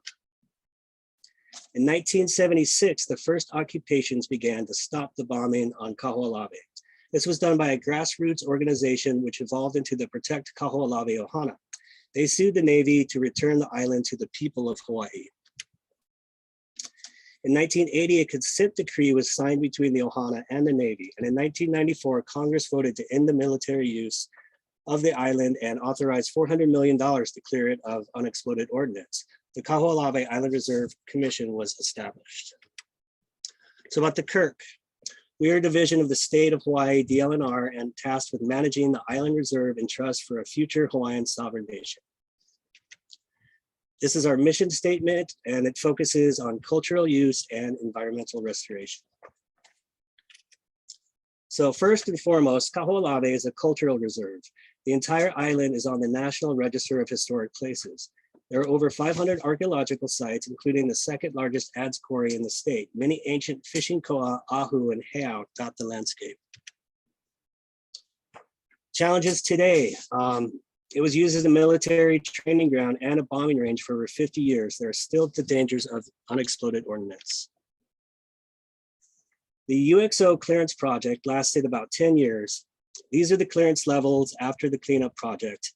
In red, 23%, or about a quarter of Kaho'olawe, is still unsafe to access. And in the green, only 10% is safe to dig to 4 feet. So these are our project work sites. We have 3 work sites for the biochar project. Keiki is at sea level, and we have a mid-elevation site at 800 feet at Lua'okelealalo And on the eastern end is in Kamohio. It is not a wetland, but is located in the barren hardpan. This site is used as a control for our study. Years of ranching, feral goats, and military use has taken its toll. Today, about a third of the island is still completely barren, and approximately 1.9 million tons of soil is lost to erosion every year. Couple that with a windy, arid environment and remote location, environmental restoration is a monumental task. The Biochar project aims to look at restoring the soil to a healthy state for ecological restoration. This is a mid-elevation wetland, Luaokelialalo. There's a brush in the ground there that is Elokeros or Kohe. On the coast, we have Keanakeki, and this is adjacent to Kaukapapa seasonal wetland, where we had a similar restoration project about a decade ago, mostly removing invasive species and outplanting. So at these sites, we start by targeting the removal of invasive species. In this example, we are removing Kiawe by chainsawing and wood chipping. The wood chips then turn into a valuable resource as we use them for mulch, for outplanting, and for erosion control. Here we are planting aki grass for dune restoration and to protect the coast from rising sea levels and also storms. So on the coast, in the coastal wetlands, these are some typical species. We have a kuli, which is the native pickleweed, a ground cover, and then ma'o, which is the Hawaiian cotton. So both of these, or all of these areas, are considered temporary ephemeral wetlands, meaning they are only seasonal. During the rainy season, migratory birds will utilize the wetland habitat. This is Kolea at Kaukapapa. These sites also harbor numerous invertebrates, which represent food resources for migratory water birds. These critters are called the triops, and they're detritivores. Specific to ephemeral pools, their eggs lay dormant in the soil until the rainy season when they hatch out and breed.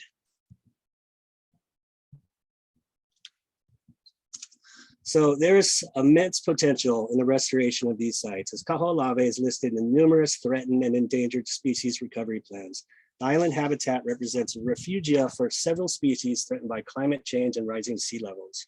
Some of the bird species expected to benefit include migratory shorebirds, waterfowl, and Hawaiian seabirds. Other endangered species we have out there include the Hawaiian hoary bat or opeapea, the yellow-faced bees, and kuea. The reserve is also an important Hawaiian monk seal breeding and pupping ground.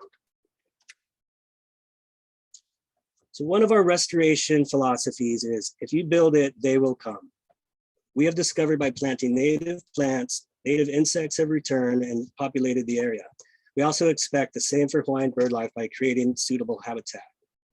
We like to look at restoration as a holistic venture.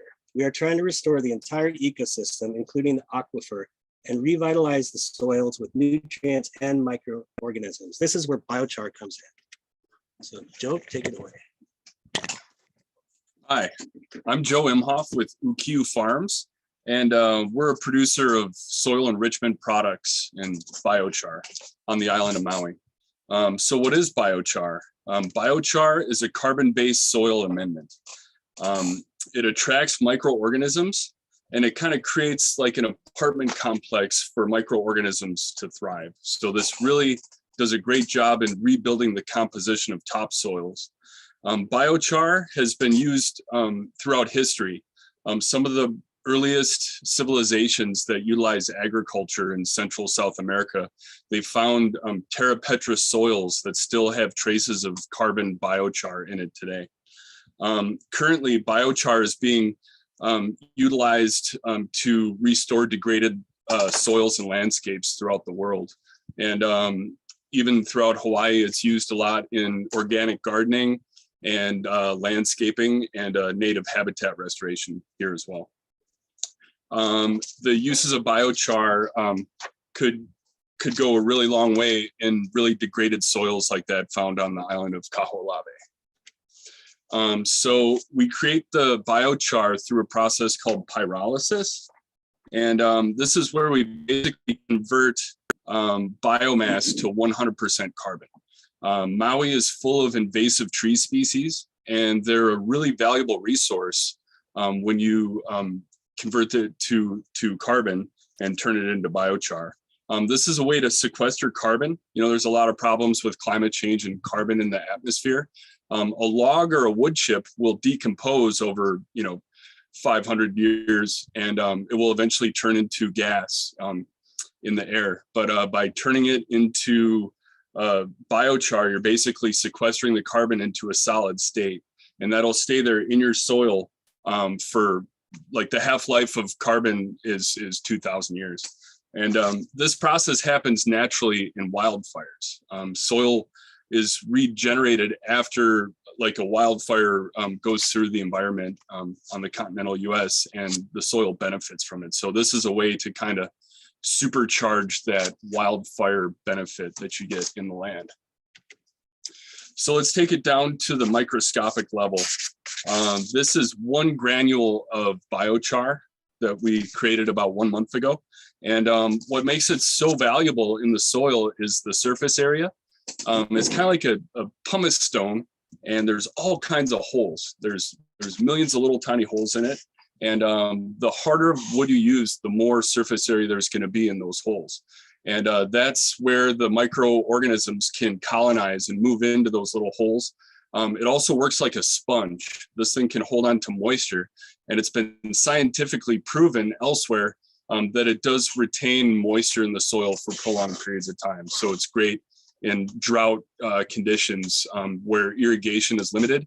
The use of biochar will help plants grow because there's more moisture in the soil for prolonged periods of time. So what makes it biochar is microorganisms. These pictures are from one of our most recent trips to the island of Kahoʻawe, where we collected microorganisms naturally from the island. And we have a few different recipes to brew different kinds of microorganisms. We brew an anaerobic facultative bacteria fermentation process. And that's basically cultivating probiotics like lactobacillus, the same stuff that's in your belly. Good probiotics for your belly are also good probiotics for the soil. We also brew a fungal dominant aerated vermicompost tea so that we can bring fungi back to the environment as well. So throughout this whole process, this is a living system. It's multiple steps to create a living system that will get better and get enhanced over time. So it's a saturation process with the probiotics and the biochar, because it's anaerobic bacteria. So that goes down first and it goes down deep. And then with the wood chips, they're saturated in the fungal dominant liquids. And then that brings fungi to the surface layer. And then we pack the top of it with stones so that the wood chips don't blow away in heavy wind conditions. So the best analogy that I like to use for biochar, it's kind of like a coral reef sort of a system for your soil. Because when you think about an ocean environment where there's thousands of different kinds of fish, in a coral reef, if you go over the sandy areas, you don't see very much biodiversity for fish. The same thing happens in the soil with microorganisms. In the aerated areas like Kahoʻawe, where there's not much plants and not much decomposition happening, there's nothing for the microorganisms to stick around.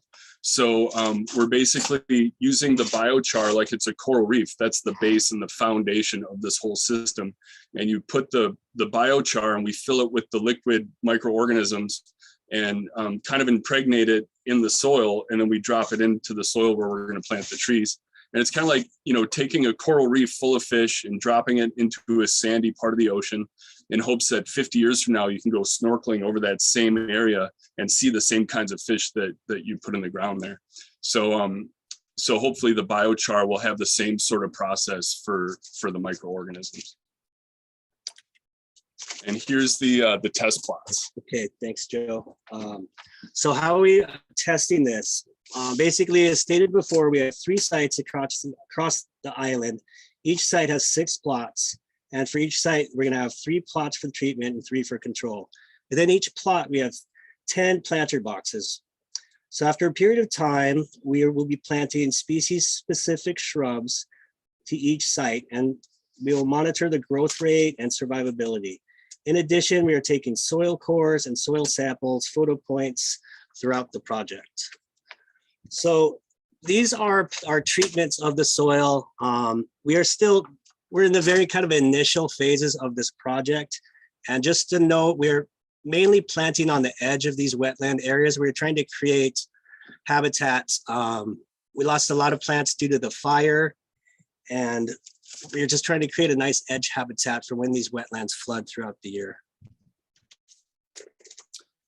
Yeah. So these plots that we set up, we let the plots sit dormant for 6 months time before we plant the plants, because we want to allow time for the microorganisms to really colonize the area. This slide is taken from a site in West Maui Mountains, Mauna Hawaiʻi, in partnership with Skyline Conservation in Skyline, Hawaii, where we're basically doing the exact same test plots on Maui that we're doing on Kaho'olawe, because we can figure out all the logistics and all the labor and all the time that it takes to set it up. Because this kind of test can be utilized throughout the entire state of Hawaii in the most erosive landscapes. And I know there's erosion that's happening on every single island. And, you know, the Kaho'olawe could be a great test ground to prove the results for this technology. All right, mahalo. We'll leave you with this Olelo Noe Au and field any questions if there's time. Yeah. That was an awesome presentation, and I think there's probably a ton of questions. I know I had a lot of questions myself, actually. It's a really interesting project, but we're a bit tight for time. So if you guys are able to see the questions and you could answer those in the chat. Okay, let's see. How long after fledgling nests are AO dependent on parents? I think we'll move on to the next presentation, and if you can just kind of type the answer, and if we've got time, we can circle back around at the end. Will do. Okay, thank you very much. Thanks again, Joe and Jamie. Next up, we have David Burney. David is the Professor of Conservation Paleobiology at the Makauwahi Cave Reserve on Kauai.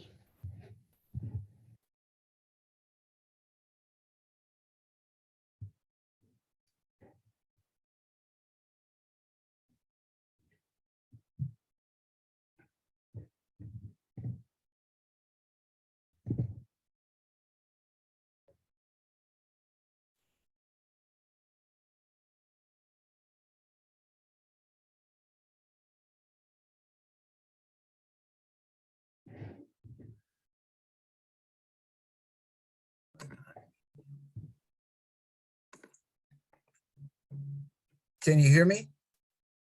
Yep, we can hear you, David. Go ahead. Okay, thanks. Well, thank you, Helen, for inviting me to speak a little bit about the Makauwahi Cave Reserve. This is a rather different kind of place from the other places you've heard about in a number of ways. To begin with, it's entirely on private land, belongs to Grove Farm, and it's managed by a small nonprofit. We have, of course, been visited by many of you, I suspect. Just in case you don't know about the place, so I'll give you just a little bit of background. This is a limestone cave. It's in Aeolian calcarenite. It's the largest such cave in the Hawaiian Islands. And it also is generally spoken of as the richest fossil site in the entire Hawaiian Islands, and perhaps in the entire Pacific Island region. Why won't it go? Why will my slides not advance now? I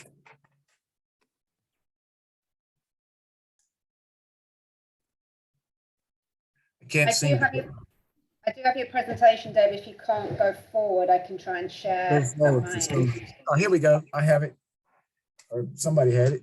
Anyhow, what's rather unique about this site is this is a stratified fossil site that has given us by far the richest view of what pre-human environments were like in Hawaii, and also a good view of what things were like over previous centuries during the time of the Hawaiians. About a 10,000 year record there, and very, very rich in terms of fossils of many, many different kinds. And as a result of that, as I say, we have a rather complete picture compared to most places of what was going on there prehistorically. So this serves as a kind of inspiration and perhaps a guide as to how we might proceed there. The recovery of bird bones is so good in the site that Julian Hume, one of our colleagues who's both a paleontologist and an artist, drew this mural to show what the sinkhole might have looked like there a couple of thousand years ago. And as you can see, there are many extinct birds there, giant flightless ducks and geese and so forth in the foreground, but particularly in the background up in the air, we can see that there were also many birds that, particularly wetland birds and seabirds, that have persisted and provide a lot of inspiration for what we might try to do there in terms of restoration. Now, in addition to having fossils and artifacts to look at, we also have old maps and old photographs of the place going back over 100 years.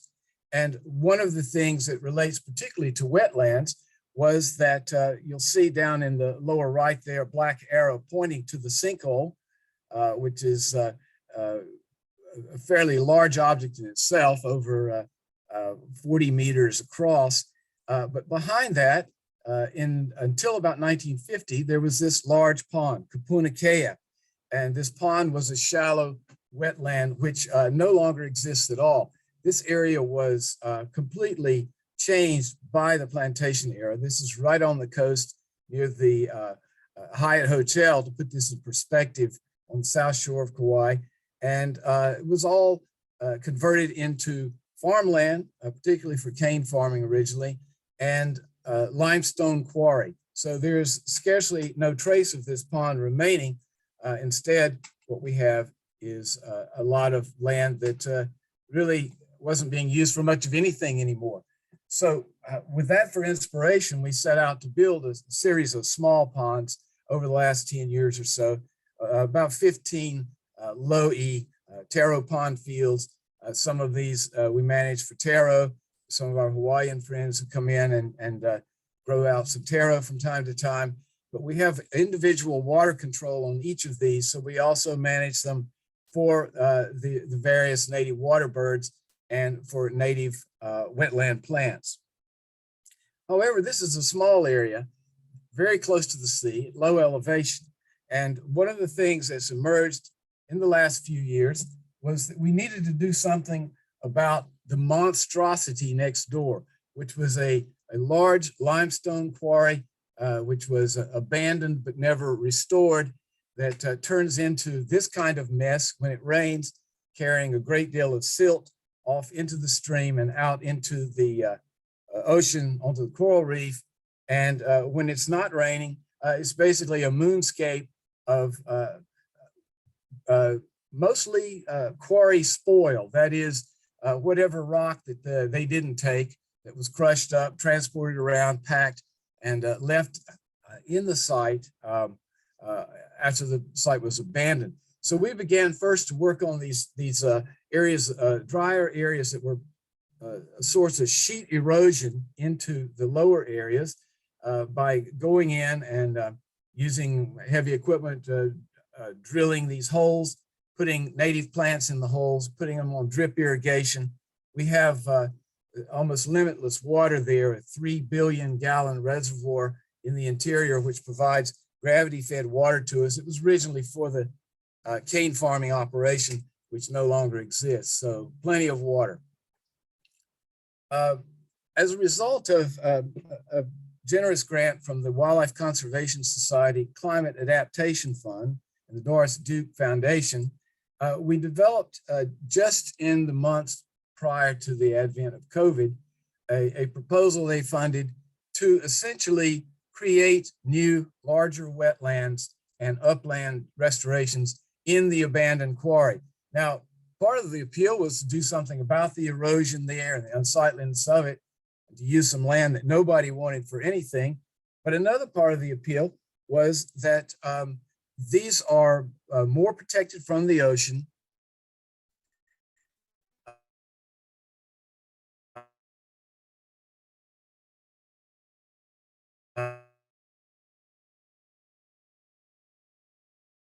Parts of the reserve, this area should be fairly safe. So what we designed was 3 fairly large ponds, about 6 acres altogether there, designed in such a way that pond number 1 here would catch much of the erosive runoff. That water would then be decanted, so to speak, precipitated by the slowness of the water, and then drained off by a level channel into pond number 2, which has good water control gates that would then allow us to adjust it for flooding and drought and so forth, and then put the water into the stream, which is just to the right of pond number 2. Pond number 3 is a different situation. Much of this area is pseudokarst, that is, there's no surface drainage. The water simply runs off into the low spots and then disappears into the ground. So we had a little different challenge there. But in any case, this was a quarry. Nobody wanted it. The soils were very, very disturbed already. They weren't really soils. They were really just the mine spoil that had been dumped on this site. And so we could get in there with conventional equipment like backhoes and bulldozers and build our ponds. So here's what a couple of them look like. Here's ponds number 1 and on the right there, and pond number 2 in the center. And you can see on the left here, our small low E for a sense of scale. All those low E together make about 1.5 acres. So each of these ponds is about the size of our original experiment. Here, you can look a little closer to pond number 2, and you can see how we've laid it out. We built islands so that there would be these places that the water birds could nest, and water control gates so that we're ready. When a flood comes, we can draw them down, and then we can catch a lot of water during drought periods. We have our irrigation system hooked up to these ponds in such a way that we can also add water by gravity feed. This is the Indaric pond number 3, the one that where the water just disappears into the ground and actually feeds probably some cave passages underneath, meso caves, not really caves big enough to go in, but under the surface there is drainage. And so again, we could add water to that. At the present time, we add a fair bit of water to these ponds because since it's just quarry substrate, the bottoms are very porous. But what's happening is all this erosive clay that I mentioned that's coming in is gradually helping us to plug the bottom so that eventually we don't think we'll have to enhance the water very much. The next step was to surround these 3 new wetlands with a pig and dog-proof fence, and we've now completed that. We had a lot of help on that, ironically, from COVID, because we had several jobs programs, the CARES Act program, and also the Rise to Work program administered by the County of Kauai. So we were able to create jobs for 15 unemployed people to help us to build these ponds and build the fence and plant the many thousands of native plants that we put out both in the wetlands and on the surrounding uplands. Well, did it work? That's the important question. And yes, absolutely, it has worked. The Kaloa ducks moved right in. They were already living just on the other side of the stream in our Lo'i and nesting there, but they love these big new ponds. The one bird that had not been much in evidence there among the water birds was the coot. And now we have coots there. You can see the 2 fairly mature juveniles in the foreground and an adult in the background. So we do have coots nesting in there now. The stilts, as we've heard in many of these talks, move very widely over the landscape, but they do show up frequently, and we're hoping they will nest there eventually. On the right there, the downy chick of the Alaiula, showing that they are nesting successfully in there. this is one of my favorite pictures, not because it's Nene, but because the Nene are completely surrounded here with a big variety of the native plants, which we've reestablished on this quarry substrate. Remember now, just 2 years ago, this was a moonscape of basically crushed stone, eroded clay, and material like that. So we've made some good progress there. And the Nene love to use the ponds, of course, but they love the uplands that we've created for them, and they're nesting now in the shelter provided by native plants. Of course, we had to interpret this to the public. On the left here, you see a wayside exhibit that we created talking about the various challenges of climate change, sea level rise, and so forth. And featuring on this, the picture you see on the right there, a nice oblique drone photo showing the new restorations up in the upper center part of the picture and the rest of the reserve in the lower part of the picture. I just threw this in there to point out that we're so buoyed by our successes here that we have been talking with Helen quite a bit about another project that she and Andre had proposed, which was to use a nearby volcanic spatter cone, Pu'ukeki, as a possible 30-acre restoration site for the endangered seabirds. The Nuu shearwater, the Hawaiian petrel, the Banrup storm petrel all occur very commonly as fossils in Makawai Cave, as do these wetland birds. So with the right sort of fencing and social traction, I think we could do something there as well. Thank you for your time. And if there's any time for questions, I'd be glad to take those now. Thanks so much, David. That site is always a massive inspiration to me. Every time I go down there and see nothing but native plants, then I know we can do it across the landscape. So thanks so much for your presentation. I think we better hold the questions and move to Sarah, and then at the end of Sarah's talk, we can circle back around to questions for everybody from session 2. We're just getting a little bit behind. So apologies that we have to move on quickly, but I just want to make sure that we can hear Sarah's talk, and then we'll have some time for questions afterwards. So go ahead, Sarah. All right. Let me see here. Sorry, I went to I have to change my screen really quickly. Just a moment. I guess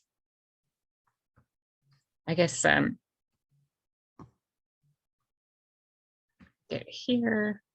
And sorry, Sarah, I didn't introduce you very well there. You are the Executive Director for Malama Huleia, working at the Alakoko Fish Pond. Yeah, thank you. Thanks so much for including me in this today. You'll notice on the agenda that I am listed as a talk story presentation because when Helen invited me to join this, I thought, oh, I don't really have, like a scientific project to present or anything like that, but I'm happy to, kind of do more of a show and tell, question and answer type of presentation. And so I put together a few pictures and wanted to just, get you familiar with the site at Alakoko Fish Pond. So just a little bit about Malama Huleia is a nonprofit organization. We started as kind of a community organization through Kaiola Canoe Club, who uses the Huleia River as canoe paddling.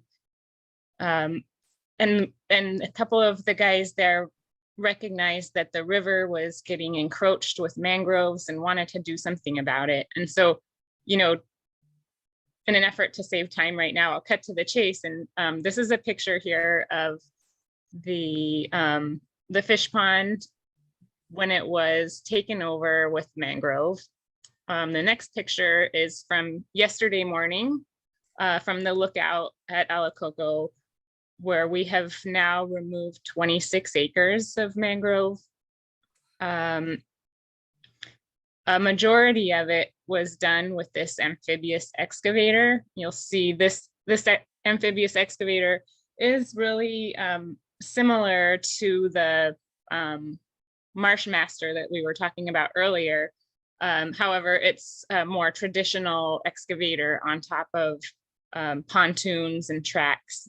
And it's shown here with a mulching head, which was used to, we actually would use a grapple and bucket to break down the mangroves and then haul them onto an upland area to mulch in place there. Here is a kind of zoomed in view from that same picture that I took yesterday, where you can see that this upper picture here is the lower end of the fish pond, and with the native wetland plants. This is actually a part of our what I like to call our like phase 2 or second stage of our native plant nursery. So we started in a traditional potted nursery and then transplant it to the in-ground site, so then we can propagate from that location. This photo here is the upstream river side of the fish pond wall here. And this is about 6 acres of newly cut, cleared mangrove slated for revegetation here very soon. This is an image of one of the areas that has now been restored with native wetland vegetation. And, you know, I don't have, this is all done with my phone pictures yesterday morning, just to be able to show you some of the progress at the site. So, you know, here we have some happy ducks. So I think that's, you know, about it for slides. I wanted to go through those really quickly, and then I really did just want to open it up for conversation. It didn't occur to me when putting this together or thinking through this that it isn't really a conversational platform. So I don't know how Monica or Helen, if you guys want to maybe facilitate question and answers, or how we want to do that. Yeah, thanks, Sarah. It's amazing to see that transformation. I love it. And I think we can just, if people have questions or want to have that discussion, we can just do it in the chat. And then we can always circle back around to some of the other presenters as well and bring them in, especially maybe comparison with the marsh master versus your amphibious beast. Yeah, so let's have a look. So we've got some questions. Yeah, we've got some questions coming in. Gordon is asking, does your organization own or lease the amphibious excavator? It's owned by a contractor, and so we've had a contract with a excavation company. Okay. And Adonia is asking, what species of wetland vegetation germinated naturally following the mangrove removal? You know, Adonia, it's really hard to tell what was natural because we did go ahead and plant immediately. So I think that we have had a little bit of natural regermination and planting. So we couldn't really for sure tell the difference, but there's definitely Makaloa. We've got Ai on site, Ahuava, Akulikuli. We've got, you know, some of the other, you know, wetland species like the bulrush and so forth that we will work on transitioning, you know, as we kind of have our priority areas. Let's see, and Jessica is asking, have you observed any nesting at the site? Yeah, well, we haven't actually seen the nests, but we have seen chicks. And so again, I can reiterate what other presenters have said. It's, you know, if you build it, they will come. And we have, you know, looking back at some of the historic bird data from the state's annual or biannual data collection efforts, we can see, you know, just to use the Koloa duck as an example, that you might have seen less than 5, if any, Koloa ducks on one of those observations. And we just participated in the recent data collection effort and counted 20 Koloa ducks at that time. So, we've really seen an abundance, and we've got, the stilt, the moorhen, the Koloa ducks, amongst a variety of migratory birds as well. Yeah. We have 2 questions here that want to know how long it took. So Aaron asked, how long has it taken to remove the 24 acres of mangroves, and about how many equipment hours were needed? Okay, yeah, that's a great question. I would have to go, crunch numbers in my records to get equipment hours, but that is definitely, some records that I have, and we did do quite a bit of data collection on that aspect so that we could help other projects throughout the state kind of get an idea of what to expect if need be. But we started doing mangrove removal when we first took on a lease agreement with the landowners of the property in late 2018. And then in late 2018, January 2019, we had we rented a fleet of traditional excavator, a combination of equipment, and had volunteers from Washington State who do this type of work regularly but are shut down during the winter months. They came and volunteered their operation hours. We rented the equipment and got a good start. About 10 acres of the work was done with that crew. And then they got to the point where they had to go back to their regular jobs on the mainland, and then B, where those traditional machines were no longer able to stay on the surface of the wetland areas. It just got too soft and too sinkable. And so that's when we knew we had to bring that amphibious machine to the site. Oh, and sorry, going back to the question, let's see, we had to stop work for several months at a time for the Hawaiian hoary bat season, for the pup rearing season, I believe it is. And so we have to stop cutting trees between June 1st and September 15th, if I'm remembering correctly. And so we had a couple of different pushes of work, and then that main mangrove removal was about 2 years on and off. And then we've been focusing on planting and maintenance since then. Thanks, Sarah. There's one more question. I think that might have wrapped it up, from Arlene. A lot of wetlands and fish pond restoration projects tend to fall within archaeological sites. Curious how this and other presenters coordinate with cultural resource specialists to protect sites from impacts by excavation activities. Absolutely. Yeah. So that's one thing I failed to mention is obviously this is an ancient Hawaiian fish pond. Actually, using David Burney's study, we were able to date it back to being about 600 years old. And prior to doing any work, we had an archaeologist come to the site and do some pre-survey work. And then as we open areas, we have the archaeologists come back and document what we're finding underneath, because the mangrove was so thick, we really couldn't see anything. But we knew, where the wall was, and we were able to, hand cut a tunnel to be able to view it. But anywhere that we have documented archaeological sites, specifically the wall, for instance, we did not use heavy equipment to remove the mangrove. That was all done by hand. And we have this amazing volunteer crew that we lovingly call the Menehune crew that would show up and work endlessly to clear that entire wall of mangrove.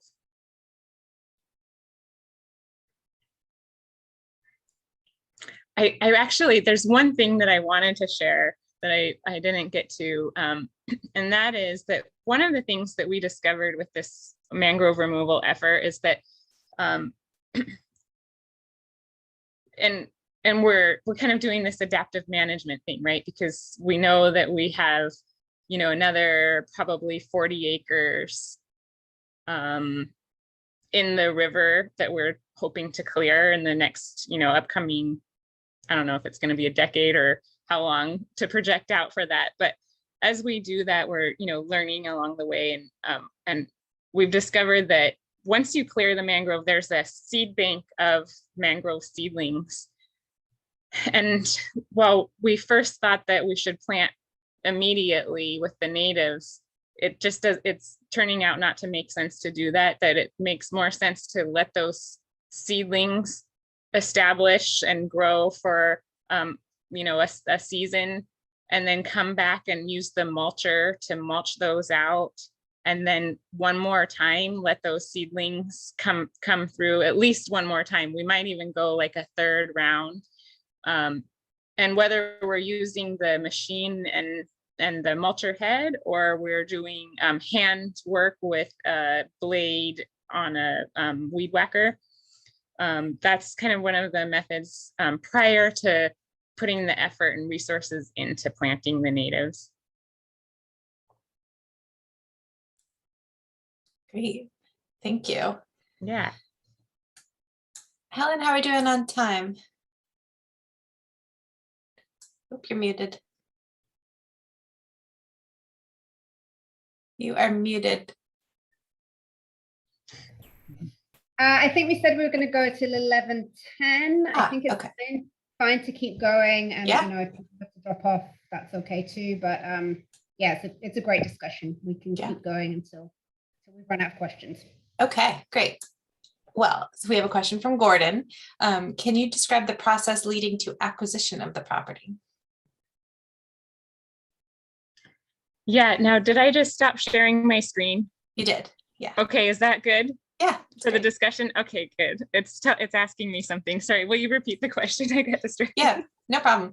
Can you describe the process leading to acquisition of the property? Yeah, absolutely. So,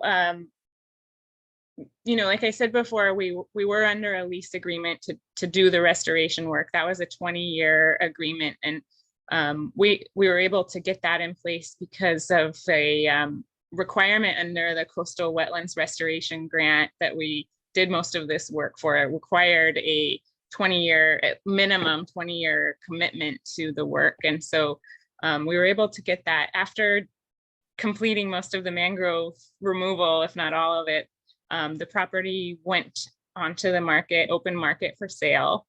And we quickly formed a partnership with the Trust for Public Land, and the Trust for Public Land held our hand through the entire acquisition process. They were really great to work with. That took quite a bit of time because there was a lot of due diligence that had to take place, a lot of fundraising efforts, and in fact, can I put a plug in to go? We have our fundraiser open right now. It's restorethefishpond.org. If you want to go check out some information and make a donation, please feel free to do that. Yeah, so then it was almost a year-long process. We had to do, you know, phase 1 environmental assessment and go through all of those due diligence processes. But then Trust for Public Land made the purchase, and within that transaction transferred the property to Malama Huleia, so it is now owned by the nonprofit. Nice, thank you. And a question from Norma is, did you need an HDOH 401 water quality permit? And did you have to hand remove mangrove papules afterwards? I think you may have touched on that one. So yeah, we are operating under the Loco IA permit, which is a programmatic state permit for fish ponds and fish pond systems. And so within that is a state review process under which DOH has already signed on to the basic premise of the type of work that is being done for fish pond restoration work. And so we didn't have to do an individual Department of Health 401 certification. That was wrapped into the programmatic process. And as far as hand removing propagules, yeah, we do a lot of that. And that's something that, we continue to grow our education program at the site and have the students and volunteers hand removing mangrove quite often as part of the workday there and learning process. Nice. I think that might be it for questions. All right. Hopefully I haven't missed anybody. That was fantastic. Thank you so much. All right, well, thanks everybody. Thanks again to all of our presenters for all your time. We really appreciate it, and it's definitely some inspirational work going on. We will put the recording up on the Pacific Birds website, and when that's up, I'll send a link, and we'll send the contact information. If you do have any further questions for our presenters, then you can get in touch. Otherwise, thanks very much, everybody. There's a couple of questions here. Let me just check. Just thumbs up. A lot of thank yous. Take care. Have a great day. Bye-bye.